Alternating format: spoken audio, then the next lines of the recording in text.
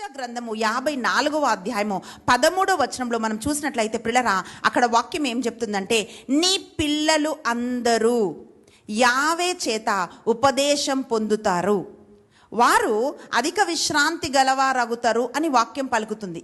దీంట్లో 2 భాగాలు మనము చేసి ఒక్క భాగాన్ని మనం ధ్యానిస్తున్నామండి. అదేమిటి అంటే, నీ పిల్లలందరికీ నేను ఉపదేశం చేసేదను అని ప్రభు వాగ్దానం ఇస్తున్నాడు. చూడండి, ఒక బెస్ట్ స్కూల్లో చదివితే, ఒక బెస్ట్ కాలేజ్లో చదివితే, ఒక బెస్ట్ యూనివర్సిటీలో చదివితే మనం ఏమనుకుంటామంటే వాళ్ళకంత నాలెడ్జ్ ఉంది అని మనం అనుకుంటాం. కొన్నిసార్లు అంత ఉండకపోవచ్చు, బట్ స్టిల్ వాళ్ళకంత నాలెడ్జ్ ఉంది అని మనం అనుకుంటాం. ఎందుకంటే ఎక్కడ వాళ్ళు చదువుతున్నారో, ఎవరు వాళ్ళకి ఆ చదువు నేర్పిస్తున్నారో, ఆ కాలేజ్ స్టాండర్డ్ని బట్టి మనము జ్ఞానం అంచనా వేస్తూ ఉంటాం.